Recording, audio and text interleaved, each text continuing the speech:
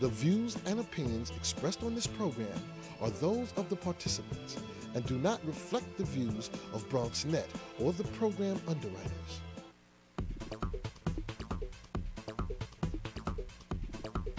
BronxNet. Your voice, your views, your vision. Hello, everyone, and welcome to Open. This is the one and only talk show dedicated to bringing the best in the Bronx, New York, and the world right to you. I'm Rina Valentin, your host and Café con Leche. Today's show is bound to be educational and enlightening, but don't just take my word for it. Let's take a look at what's happening today. First up, our Open Weekend Preview gives us a taste of some great events and places to check out over the weekend. And then it's International Working Women's Day tomorrow, and we have two ladies here to talk about the Adelpha Vera Awards. After that, the Community Wellness Day entitled Spring in Healthy lets us know what to expect at the fair, and Bobby C will be here to update us on the latest in sports. And finally, the Open Artist Spotlight shines on a collaboration that brings global art to the forefront. So stay tuned. All that is coming your way because now we are officially open.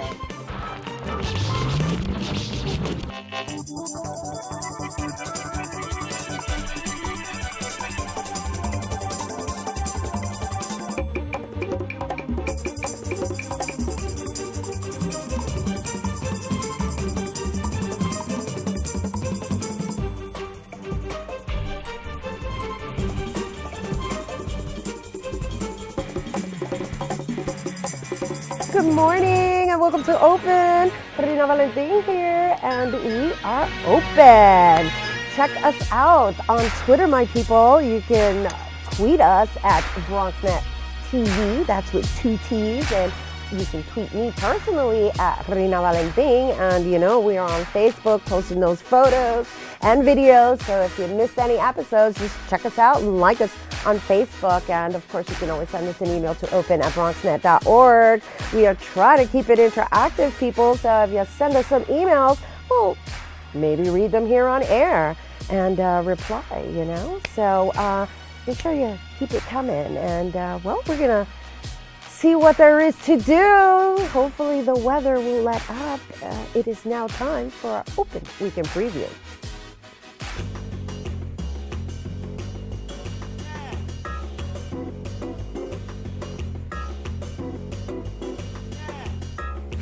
First up, it's the 80 Days Book Talk and Signing with author Matthew Goodman. The incredible true story of Nellie Bly and Elizabeth Bisland, two women of opposite ends of the globe in 1889 with the same goal, to race around the world. Well, it's immortalized in 80 Days by author Matthew Goodman. The book's publication will be celebrated at the final resting place of both women, the Woodlawn Cemetery. And that's happening on Sunday, March 24th at 1 p.m. And the Woodlawn Cemetery is located at 517 East 233rd Street in New York, in the Bronx, that is. And you can check out more information by going to tinyurl.com/80daysbookevent. Next, the world premiere of Grados Ineflables by Desmar Guevara. That's a musical memories harking back to Europe and Africa, long winding roads to enlightenment and more. These are the magical themes running through through award-winning pianist and composer Guevara's work. That's happening on Saturday at Pregones Theater. That's Saturday, March 23rd at 8 p.m. Pregones is in the Bronx, located at 575 Walton Avenue. And for more info, you can check out pregones.org. And finally, one for the girls, because it's Women's History Month. The 7th Annual Women of Power Conference at the Caribbean Cultural Center African Diaspora Institute will focus on the disconnect across lines that women have yet to bridge in various careers and engage future generations to be that light with resources, knowledge, and mentorship, among other tools.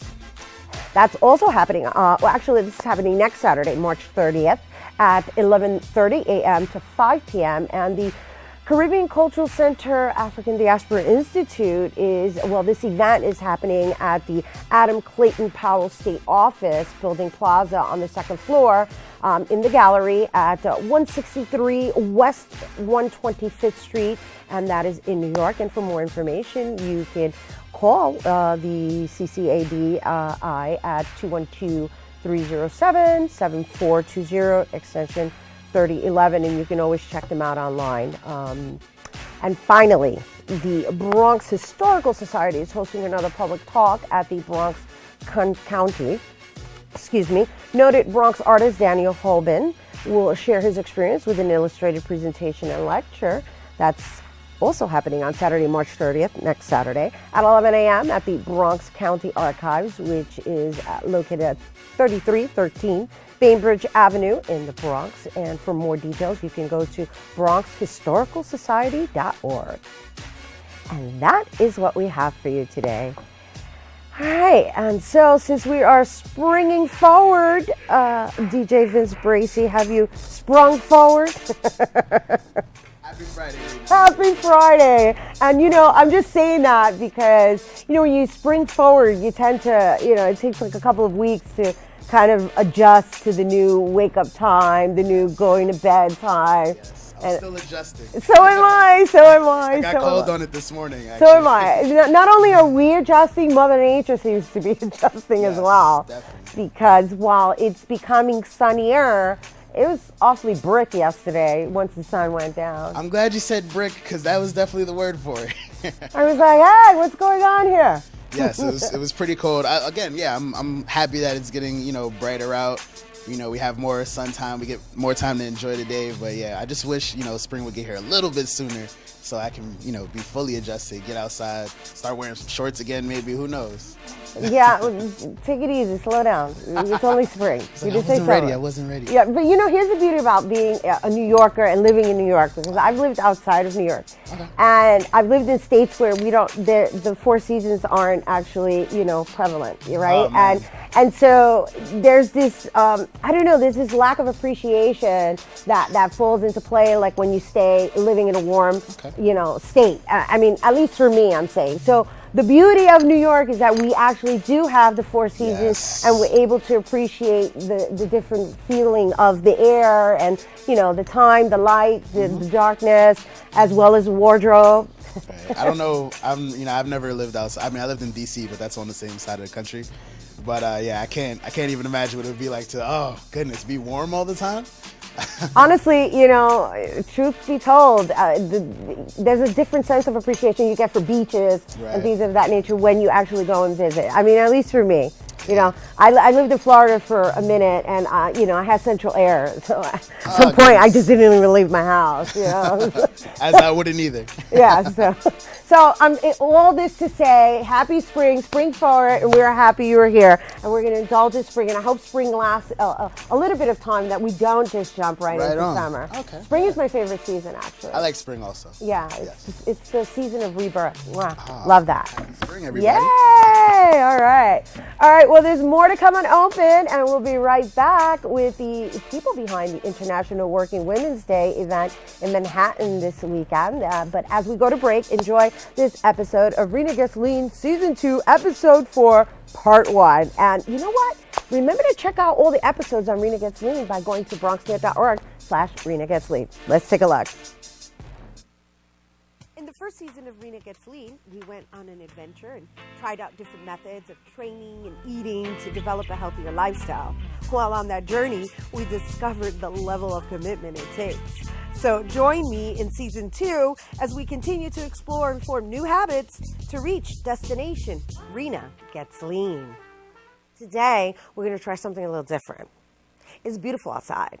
So we're going to indulge in the outdoors while taking on a 30-day challenge with Reno.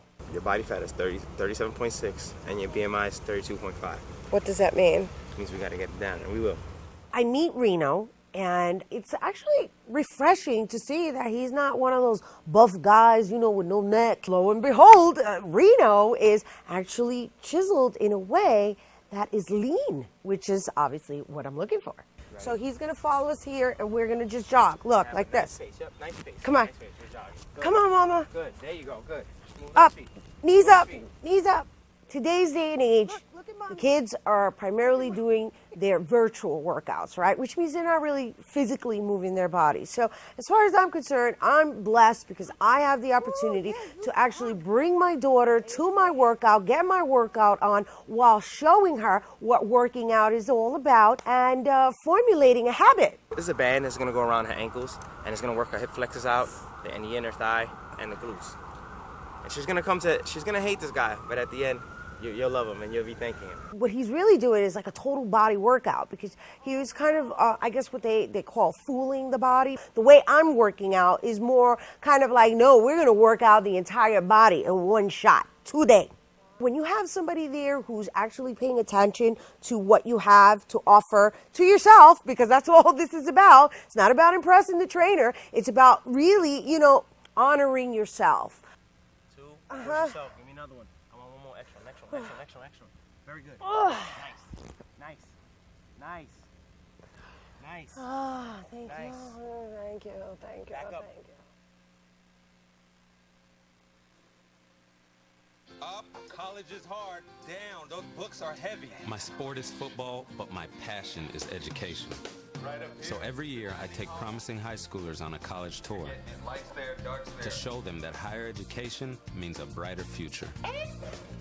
My name is Nnamdi Asamoah. I don't just wear the shirt, I live it. Find out how you can live United for education. Give, advocate, volunteer. Go to liveunited.org. Do you wear this? G Morning Sunshine, text me back. LUV love you. JK, holla back. Are you with your friends? That's lame. We're in a huge fight right now. XO. What'd you dream about? Something I did? Are you on your way to the mall? Lonely. Nude pics. Send me some. Text me. Hello, and welcome back to Open. Our first guests are actually focused on empowering and awarding women by highlighting some influential women at this event that's happening this weekend in honor of International Working Women's Day. We welcome to the show Lillian Jimenez, producer director and honoree of the of this Adelpha Vera Award this year is Sofia Quintero, who's an author and, well, she's a community activist in her own right, a cultural activist, I should say, or as we know her, she's the Ivy League home girl. How's that?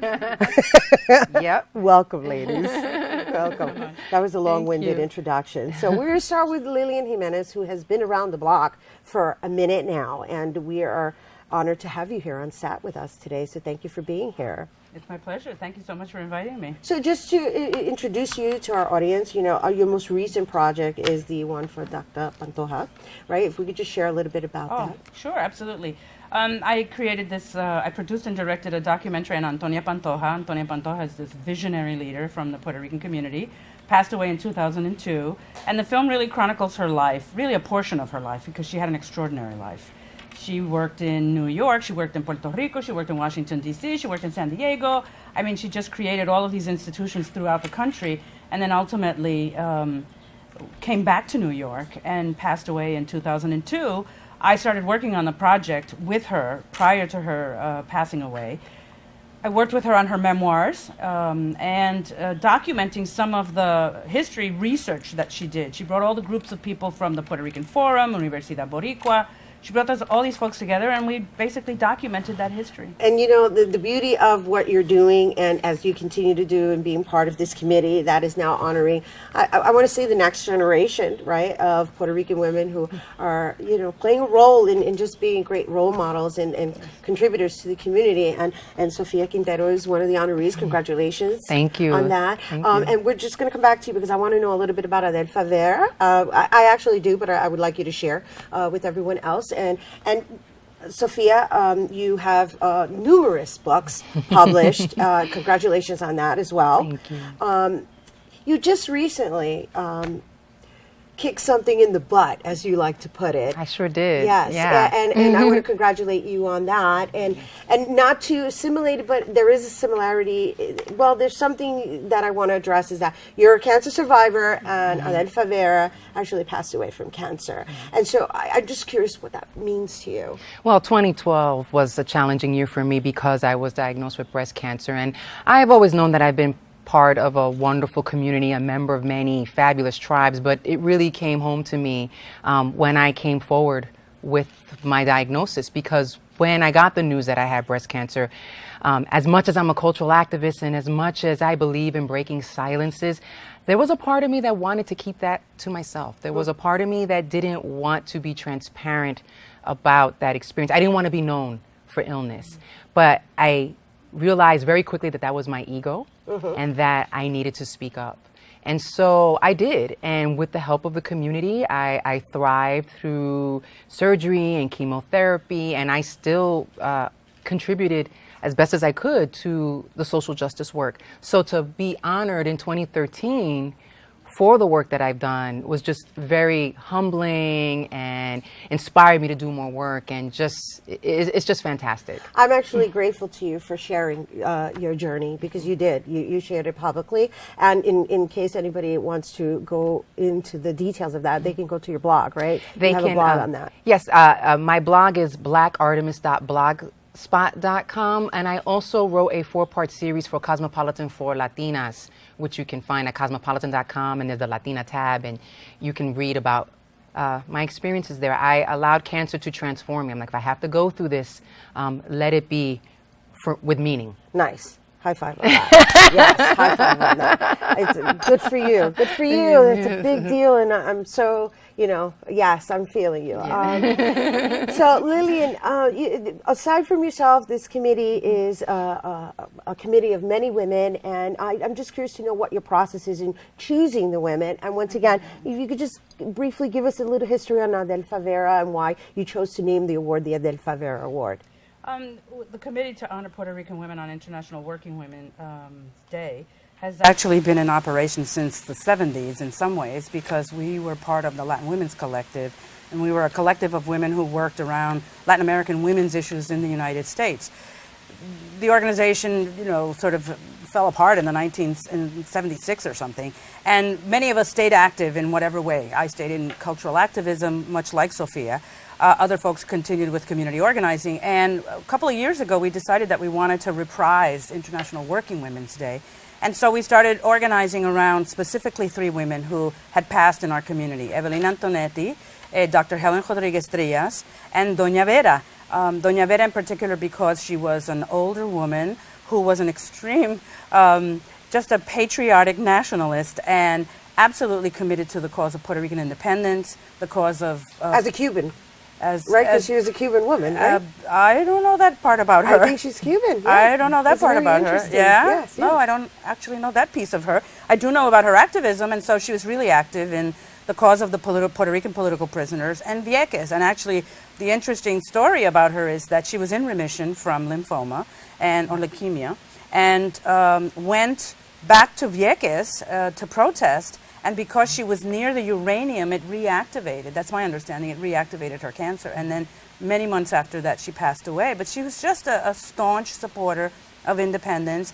And the folks who have been active in the Puerto Rican political prisoners campaign created the Doña Vera Award, and they are actually giving the award to the honorees, and they have for several years. So there's a historical value to the award as well. Absolutely. Not just that the name. Makes it more meaningful. Wow, that's really... This is going to be a really big event. Can you just name the other honorees just so that... Oh, absolutely. So we have Sophia here, who we've already seen as an extraordinary woman, Sofia Quintero, a young woman named Aura Olivaria, who works with Councilwoman Rosie Mendez. She's doing a lot of work around stop and frisk.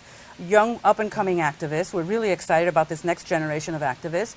And then someone who has passed. We always choose someone who has passed. Carmen Villegas, who is a resident of East Harlem, was very active in the Catholic Church, in the community, but specifically in the Catholic Church, really advocating for full powers and participation of women in the Catholic Church. And she really took up the struggle when Our Lady Queen of Angels in East Harlem was closed. And an interesting anecdote about Our Lady Queen of Angels is she was the person who let us have the very first conference on the Puerto Rican political prisoners, the nationalist political prisoners, before they were released. And that was the beginning of the campaign to free them in the United States. That was back in the 70s. So it's interesting the way that, you know, this world is such a small world. She became active when they closed the church, and they, to this day, since I think 2005, now hold services in front of the church because the church is closed. Right, I know about that. Now, just in your opinion, Sophia, what defines being an activist in today's day and age? Oh, I mean, there's a lot of ways to make change, and some folks are community organizers, some are advocates. There are folks like me who are cultural activists, and that's particularly why it was so touching to have that work recognized, because I write novels, I produce films.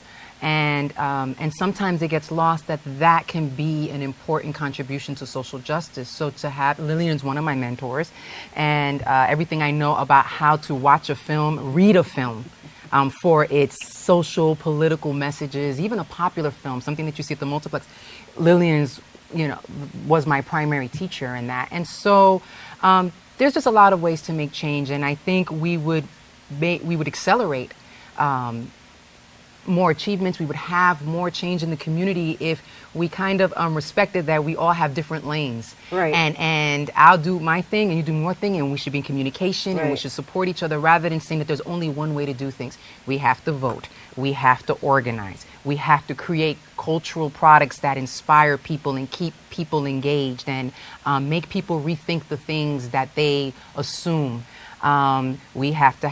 Sometimes we have to have services, because you can't make a hungry person question why there's hunger until right, you fed them. So right. That's what activism means to me. There's a lot of different ways. There's spiritual activism, because even as we rage against the machine, there's ways that we need to take care of ourselves and deal with the ways that whatever isms we've experienced have personally touched us. And sometimes you have to take to the streets, but taking to the streets alone is not going to heal us. Right. So there's a lot of different ways to make change. And that's what when I looked at who the other honorees were, I saw that the committee appreciated that and honored that there was a lot of different ways to make social justice, realize social justice in the world. Well, I wish we could keep going with this, but unfortunately we can't. I do want to say this in closing, is that what's really beautiful about listening to both of you is that it's women taking care of women.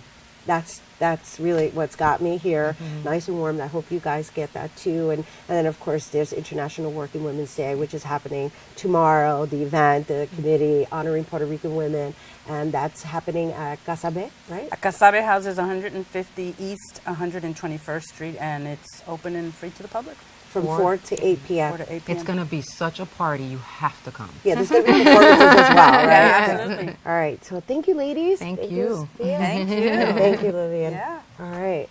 Once again, for more information on the International Working Women's Day event, you can check out the event on Saturday, March 23rd from 4 to 8 p.m. At Casabe Houses, which is located at 150 East 121st Street. When we return, we'll be discussing Community Wellness Day. But first, the Bronx's own Vanessa Gibson took to a podium to announce her run for City Council, and BronxNet was there on the scene. Let's take a look.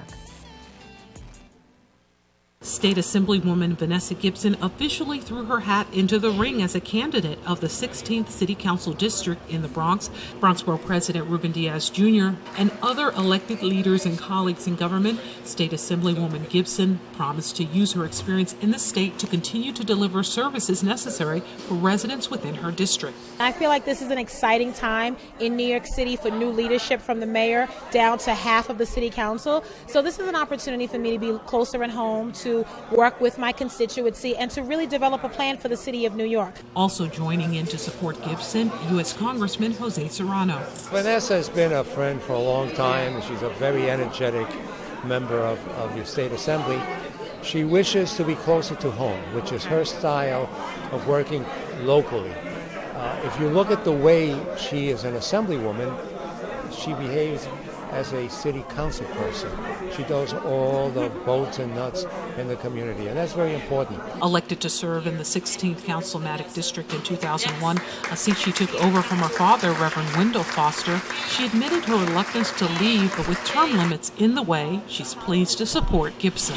The way the baton was passed to me by my dad, I get to pass it on to Vanessa, and I'm excited about her commitment, capability, her passion, and that she knows already how government works. So she is coming in with a huge learning curve that is only going to continue to serve this district well. State Assemblyman Nelson Castro is also a supporter. And at this time with the lack of leadership in the city council, we're losing the mayor, we're losing the controller, and so many other leaders in the city council. You need somebody that does not need to be trained, somebody that already knows what to do and what to say and how to ask for things for our districts. While 6 to 7 others are running for the same seat, the support of the Bronx Democratic Party chairman, as well as that of City Councilwoman Foster, places her in a great position. For BronxNet, this is Arlene Makoko. Did you know that getting up and getting active for just 60 minutes a day is all it takes to help you get stronger, look better, and feel great? Or that fresh fruits and veggies aren't just healthier and crunchier, they can taste better too? Eating better and getting more active is easier than you think. Yeah! Keep watching for some fun and easy ways to discover the magic of healthy living in your life. America. Let's get healthy together!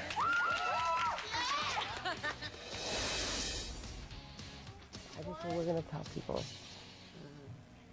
Hello, welcome back to Open, and we are here on Open with Doctors to Health.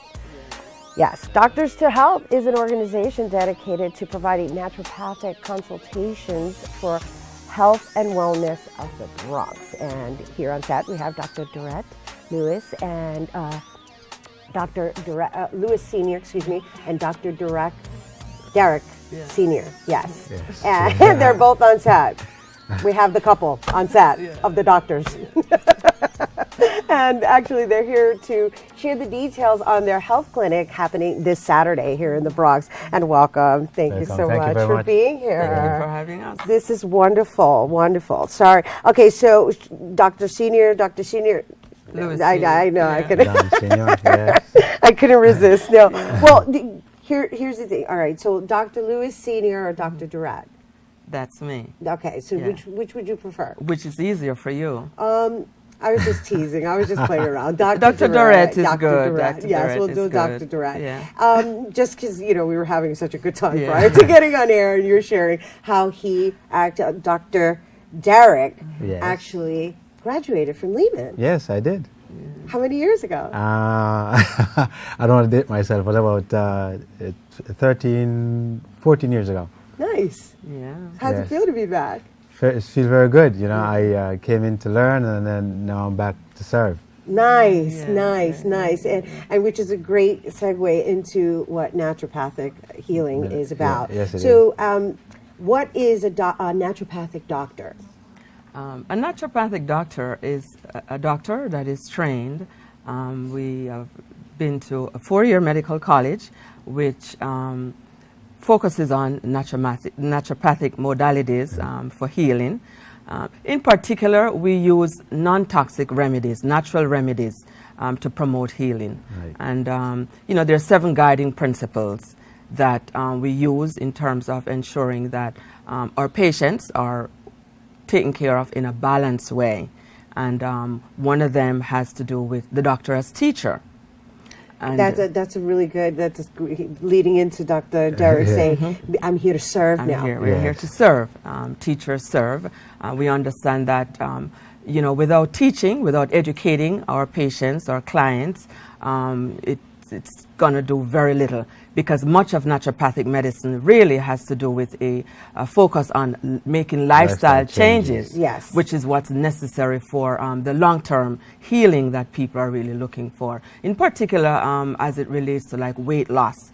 But in general, nutrition is a large part of what we focus on, and of course anything that has to do with nutrition really to get long-term result, it means you're going to have to change your lifestyle. You're going to have to know what foods to eat, how to prepare them, so that you can get the best benefit from them. I can tell who's the boss of the house here. Yes. Who is the talk of the house? But the boss of the house is something else. But the talk of the house, yes, I will hold that. You're making trouble. I'm feeling it. That's okay. You both We're a bring team. such We're a wonderful- team. We're a team. Two peas in a pod, actually. And interestingly, Derek is the one who got me into focusing on naturopathy. I've gone the conventional route, which I had several acceptances. But after talking with him, he said, Dorette, medicine in the 21st will be changing. And if I were you, naturopathy to him, really. Yay, he was ahead. kudos. Look. See, I'm not starting trouble. So just because she led this into your suggestion, can you just share with people what we mean by the different modalities that will serve as a balance versus people just taking medicine, right? Or like pharmaceuticals, we'll say, right? Because there's that difference. Yes. Well, if I get your question right, can you remind me? Well, it's just what the difference is Or different what you're modalities? offering versus saying, here, take this pill. It's gonna make you feel better, because that's where the educational component comes from. Absolutely. Yeah. Well, we talk about one of the tenets of naturopathic medicine is food as nutrition, right? We deal with diet is a big part of it. We deal with exercise. We talk about homeopathy, acupuncture, botanical medicine, any one of those things, even counseling, the spiritual aspect of your health. Most time people are ill, and it's not just in a physical way. It's has a spiritual component to it. So sometimes we are able to lead them into the right direction. And that is where doctor as teacher really comes in. It's a lifestyle. It's definitely there can be no effective change unless you are willing to make amends with your lifestyle. So that's where we are, and it's very exciting. It's new. It's not really new. It seems new now. Yeah, it's becoming a trend, yes. and it's kind of good because people are becoming more aware. Yes, which is what we need. And we are on a mission. Actually, it's like changing the culture of how we do things. One patient at a time, one house at a time, one school at a time, one person at a time. So it's when you come to us, it's really different from the conventional way of thinking. We sit down and we talk with you over an hour, just to get to the real meat of the matter, and then we can really design or come up with a real workable plan for you. And we can help you if you're diabetic, if you're hypertensive, if you're obese. These are all lifestyle modifications. If we implement them, then we get real results. Well, diabetes is really affecting our community, the people of color's community, and I know a lot of it has to do with the combination foods, the portion as well, but it's the combination altogether. And you're having this wellness fair on Saturday, so what should people expect coming to this fair? People should expect coming into an atmosphere that is wonderful. We have a variety of healing arts professionals. We have some conventional. We have some MDs with us. We have nurse practitioners. We have massage therapists. We have estheticians. Those are the persons that will help with beauty on the external end of things. We have ourselves here as naturopathic doctors, and a number of other professionals, because one of the things that we try to do as we plan for this wellness fair, we believe at Doctors to Health that no one school of medicine really has all the answers for every single person. I believe that if we're willing to work together as professionals, we can impact society, we can impact the community in a much more wholesome way. And so the wellness fair is designed so that when a person comes in, they will be able to say, wow, they've never seen anything like that, which is quite interesting, actually, because it's one of the, I think, maybe most encouraging things that I've experienced, putting the fair together, that a number of persons have said, you're doing a wonderful thing, the community needs this, and I'm thrilled about that. I get the sense of what you're doing just by sitting here with you, right? Wonderful. Because it is wonderful. It is wonderful. It's because a lot of people are afraid and intimidated by this because they don't know. Right. It's just that they don't know. So if you set the environment in a way that is just welcoming to the uninformed, then that's where it begins. And that is what they'll experience. Yeah. Beautiful. So what are the times? And what you will see on Saturday actually is really an eclectic group of healthcare professionals that avail themselves to you, so you can ask what you want, you can have your question answered. So it's not one school of medicine is better than the other. Right. We have you to have come a variation. Right. And everything works together to make a better unit. Absolutely. I'm a firm believer that your mental health affects your physical health. Absolutely. As well as your spiritual health. Yes, definitely. Affects your physical health, your body there you keeps go. it, right? It's a matter of, just knowledge, learning. Just knowledge. Yes. And sometimes too, like one of the things we did actually is to have companies that are providers of wholesome natural things. Because one of the things that many times clients will say, they think that healthy things taste horrible. Right. So we have tomorrow actually ongoing workshops where people can experience things. They can come, they can taste the herb, they can smell the snack bar, that they can taste the snack bar. We have over 1,000 different variety of things for people to come in, and it will all be made available at no cost. Beautiful. Wow. So once again, just the time and the date and the location before we go. Starts at 10 a.m. and it ends at 4. And it's happening at... It's happening at PS 111 in the Bronx, 3740 Baychester Avenue. And children under 12 is free. So it's for the whole family, men, women, seniors, and children.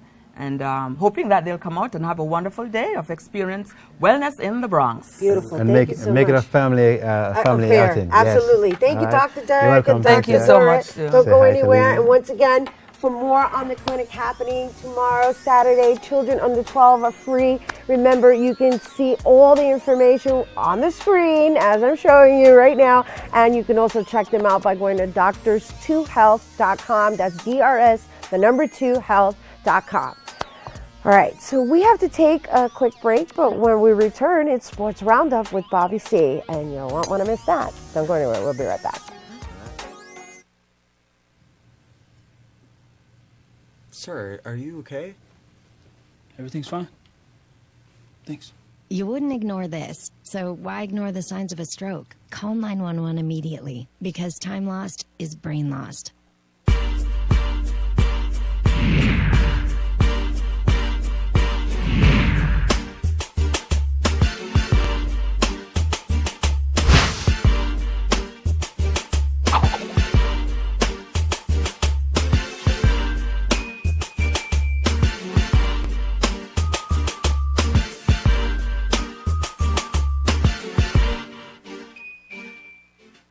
This is Bobby C. reporting from Madison Square Garden, where the final dance for the Big East tournament belonged to Louisville.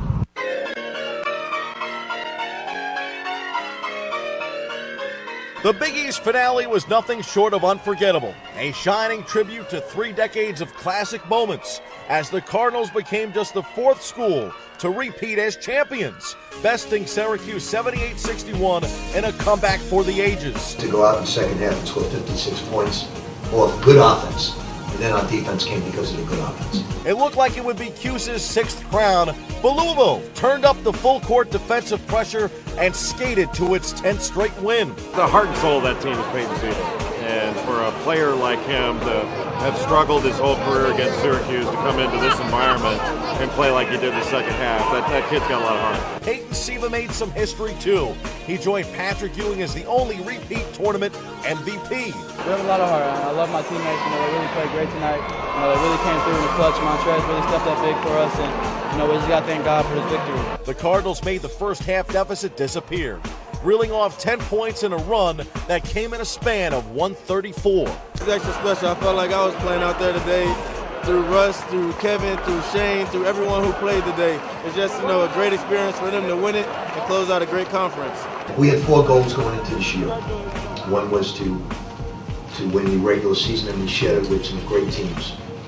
2 was to win this championship.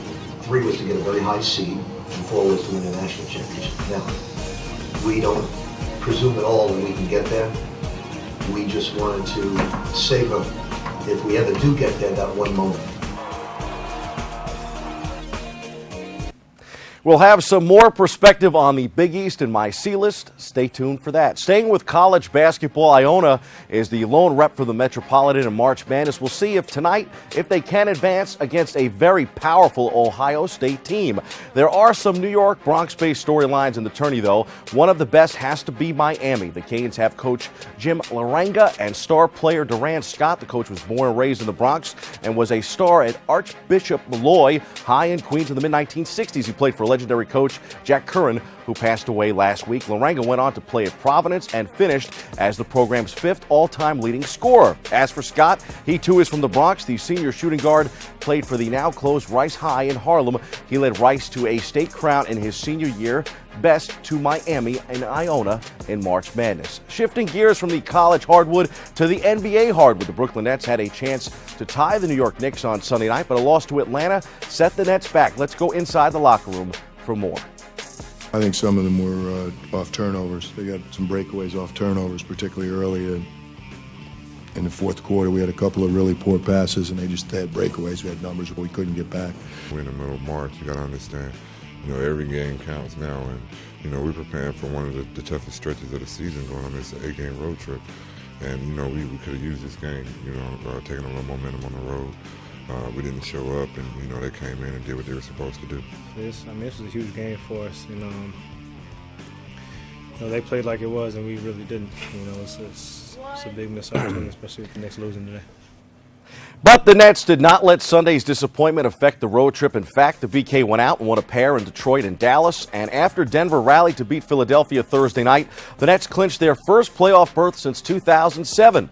The Nets continue their road trip and have the LA Clippers and Phoenix this weekend.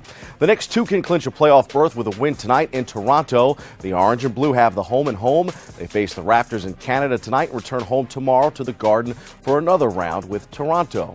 Wednesday night, the Knicks got back on track in a win over Orlando. Carmelo Anthony returned to the lineup and led the way with 21 points. As a backdrop, it was Burrow night at MSG, and the Knicks recognized the Bronx. The month-long celebration culminated with a Bronx-themed night. The New School for Leadership and Arts chorus from MS-244 performed the national anthem, while Bronx native Pete Rock served as the guest DJ. The evening also featured video recaps dedicated to the borough and a halftime Junior Knicks game with players from a local Bronx YMCA.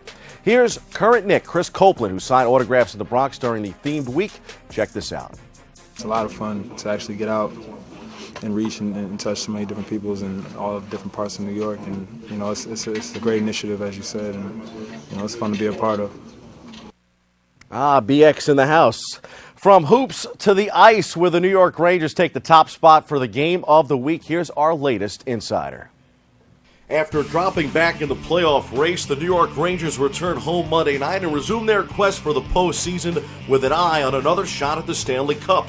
But first, the Blue Shirts would have to snap their 3-game losing streak, a sluggish start against Carolina, following a 4-game trip that concluded with losses at Buffalo, Winnipeg, and Pittsburgh. Didn't have the makings of getting back on track.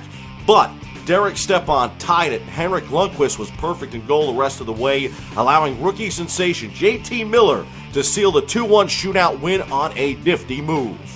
Yeah, they got a skill club and they can transition on you better, just as good as anybody. They got some really good forwards up there, and just got to make sure you're taking care of the puck, and I think it really makes us focus in like that, so yeah. King Henry made 29 saves in the victory as the defense and his net minding played a huge role on the night. Well, I know right now we're not scoring a ton, so I have to be focused. I know I can't afford too many mistakes, and I see it as a great challenge. Of course, when they get 1-0 there in the first, I know the next goal is going to be critical. We said it right before overtime, so one of us has got to get it, and he had that one. Next shift, I had a great chance on the slide, and it's good knowing that we have the chances, but hopefully we get one to fall in for us here. The Rangers have a little over a month left in the lockout-shortened season to find the playoffs. Monday night was a step in the right direction. Yeah, they were fine. We weren't happy the way we played the first, but we kept on going, and I thought our forechecking really picked up as the game went on. The Blue Shirts also topped New Jersey this week, but then suffered another setback Thursday night in a 3-1 loss to lowly Florida last-place Panthers. The Rangers, who are struggling to score, will try and recover yet again, this time on Sunday when they host Washington. Puck drops at 7 p.m. Eastern Time. Speaking of time for some quick hitters. The New York Mets have named David Wright the fourth captain in franchise history. Yankees captain Derek Jeter has inflammation in his surgically repaired ankle and will finish spring training at the minor league complex. He should be ready for opening day, but the Bombers have not ruled out a possible DL stint for Jeets. Opening day is a little over a week away, April 1st for both the Yanks and the Mets, and both will be at home at the same time, 1 p.m. first pitch in the Bronx and in Queens. The Mets have named Jonathan Neese the opening day starter. The Dominican Republic, led by skipper Tony Pena, won the third ever World Baseball Classic, besting Puerto Rico. Congrats to the Yanks bench coach. Those are the headlines. We have the C-list now for an in-depth look at the last hurrah for the Big East tournament as we've come to know it.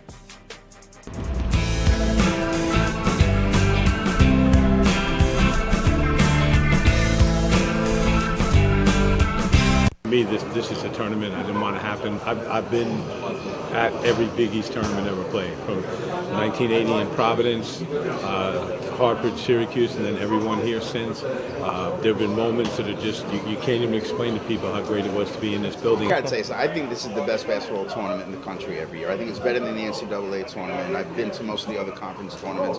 You know, this is a basketball arena. This is a basketball building, and you have programs that were playing in here that were basketball central. You know, Georgetown doesn't have big-time football. Providence doesn't have it. St. John's doesn't have it. You know, you can say what you want about Syracuse. Syracuse doesn't have a big-time football program, and they're never going to have a big-time football program. I don't care what conference they go to. I just think that you could not have been in this building last night, felt the electricity, seen the scene for the last 10 minutes of regulation all the time, and not come away thinking, why in the world would anybody want to give this up? Rick Pitino said before the game, Bill Raftery, Sean McDonough, and I talked to him in the locker room, and he said, we asked if he was sad, and he said, I'm nostalgic, I'm not sad. And I thought, you know, what a good way to look at it, but I'm sad. This will never be the same. There'll still be a Big East name. We'll always have the memories. Something good will replace it, and it'll be terrific, but it'll never be the same. And I can't think that there's really a reason for that. I like money as much as the next guy, but I will never listen to another administrator talk to me about the importance of education and what's antithetical to college athletics when all they want is money. All good things come to an end. Hopefully, brighter days are on the horizon for the new Big East. I'm an optimist. One door closes and another one opens. Time to close the door on this sports segment, but y'all come back now after the break for more Open. It's an open door policy around here. That's your sports. I'm Bobby C. Stay with us.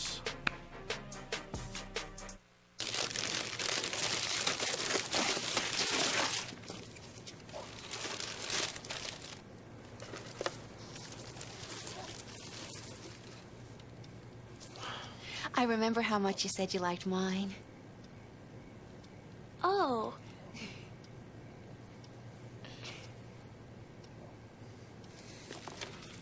You don't have to be perfect to be a perfect parent. There are thousands of siblings in foster care who'll take you just as you are.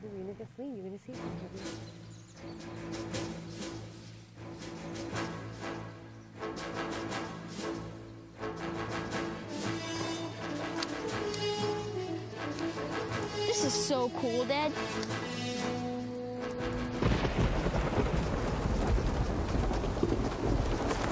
Awesome. This is so cool, Dad. You don't have to be perfect to be a perfect parent. There are thousands of siblings in foster care who'll take you just as you are.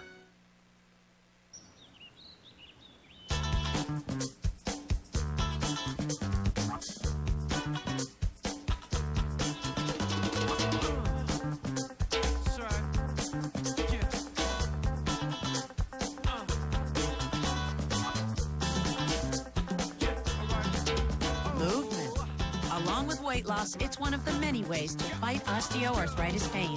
For more information on managing pain, go to fightarthritispain.org. Did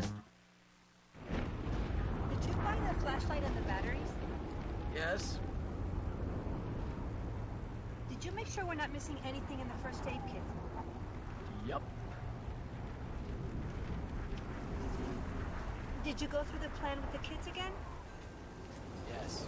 The more you prepare today, the more you'll be able to reduce the devastating effects of a tornado, an earthquake, a power outage, or any other disaster. I'll catch you. Hello, welcome back to Open, and well, we're gonna take a twist and discuss fashion. It's our Open Artist Spotlight. The Open Artist Spotlight is made possible in part with public funds from the Bronx Council on the Arts through the New York State Council on the Arts Decentralization Program. Welcome back to the show that is, and well, Casita Maria has been revolutionizing the South Bronx's art and culture, and their new collaboration with Residency Unlimited brings us Bronx Fashion Revolution. And we've got the artist Walter Steinecker, also known as Kevin Klein. We'll talk about that when we meet him. And Casita Arts manager Aisha Jordan to the set. Welcome. Thank you.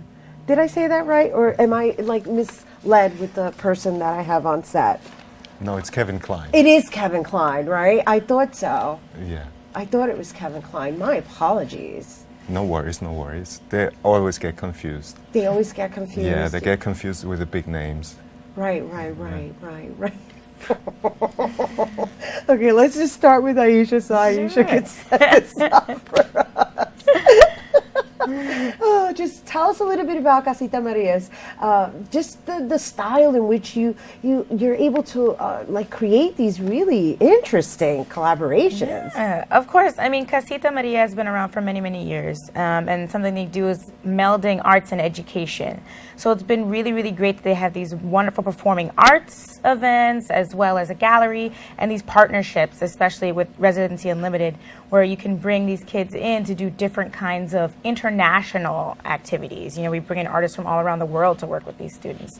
So it's been really great to have, you know, Kevin Klein and his ideas coming in for the kids and working with fashion in a different way, really. So. Okay, so you're from where, Kevin?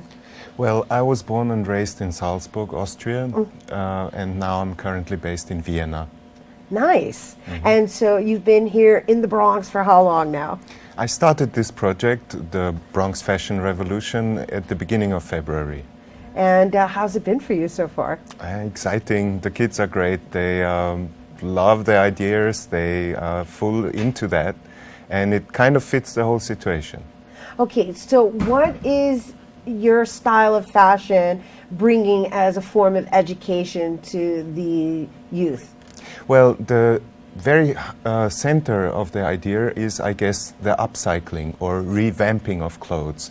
So rather than going to Fifth Avenue and having to spend a lot of money on, let's put it like dubious producing culture there, we take a dubious producing culture. That's interesting. Well, the question is, how can you sell a pair of jeans for $30 on Fifth Avenue? And what does that imply? Or where do we get the slave work from? Right. Interesting. Okay. All right. We just got political. All right. Go ahead. Well, I was trying to get the kids into the political side of things, but they were kind of getting bored by that. Right. So we skipped that then, and how we skip it now. How old are they? They are about 15. Yeah. That's that age where they just want to know how to save money. Yeah, exactly. So basically what we did was we gathered all the clothes that everybody could get hold of. That was from thrift stores, secondhand, or your cousin's wardrobe that was overflowing anyhow. So we brought all those clothes in, and then we checked who would fit into which cloth, and then we started working on single pieces, upcycling by means of taking off all kind of labels and putting them on the outside, and then rearranging the labels, summing up labels, throwing everything on. I also went to an institution that is called Material for the Arts. We love Material for the Arts. Everybody does. Everybody does. It's a hit or miss, though, you know, depending on the day of the week you go. So I took 2 big bags of stuff that we could use on the clothes, and then people just started going ahead and put things on, they pinned things on, and it wasn't a sewing workshop, so I took all the clothes home with me, and I sat there for hours putting the things on. And putting them together, you mean Yeah. like patching them and Yeah, sewing them together Yes, and yes, mismatching them. yeah. So, this is really, I wish we had like some of the fashion to show everyone, because it's a form of art.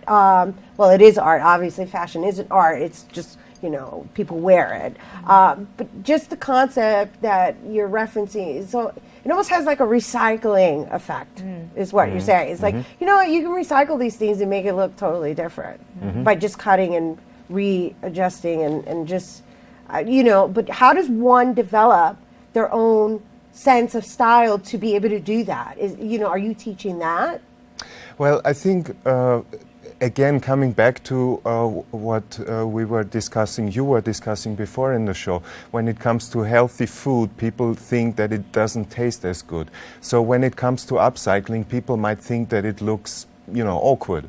Well, on the contrary, you are able to develop your own personal style. You are not so much like a toy for the industry anymore, but you are on your own. It's a challenge. And you are actually starting to substitute the joy of shopping by the joy of creation. Nice. Now, is upcycling a term that you created? No, absolutely It's not. a term in fashion? That term was given to me by somebody looking at my stuff, and he said, well, you're doing an upcycling project. And I'm like, Nice. oh, well, that's how it's called. Oh, nice. I know, because I said, wait a minute, I used the term recycle. He said upcycling. I'm like, how dare me use the term recycle? It's upcycling. Well, lately it's called revamping. Nice. I like that too, but I like the upcycling. That's hot. Mhm. So let me just ask you, where did the name Kevin Kline come from? Kevin Kline is basically my fashion identity. Got it. And what's that newspaper you're holding on to? Okay, I have brought with me the logo that you want to take a look at. Nice. Okay, and the kids. Oh, yes. Let's show. Oh, nice. So how many kids do you have all together? Right there, there's only 5. Well, all in all, we are about a dozen. A dozen. And that will be quite a bit of a show tomorrow. Very nice. And do you want to share the details of this show, Aisha? Of course, the show is happening actually in Brooklyn at Residency Unlimited space. It's 360 Court Street in Brooklyn, New York, and the show starts at 5 p.m.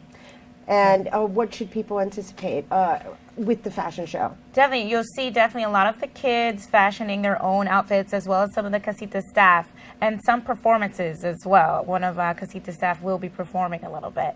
So it should be a really, really fun day, and we hope that everyone comes out, even from the Bronx. Like, take that trek down to Brooklyn, because it's going to be amazing. Right, well, Casita Maria is the Bronx Residence Artist Cultural Center here, and we have Kevin Kline, who came in from Austria, right? Right. Nice. And Aisha, good luck with that, and thank you for sharing this wonderful concept of upcycling. Thank you for letting us. Of course. Once again, for more on the exhibit, you can actually contact Aisha at 718-589-2230, extension 6193, or you can, check out casitamaria.org for those details, for more information on the fashion show, that is, which takes place on Saturday, March 23rd, and there's the information on the screen. All right, so that is it.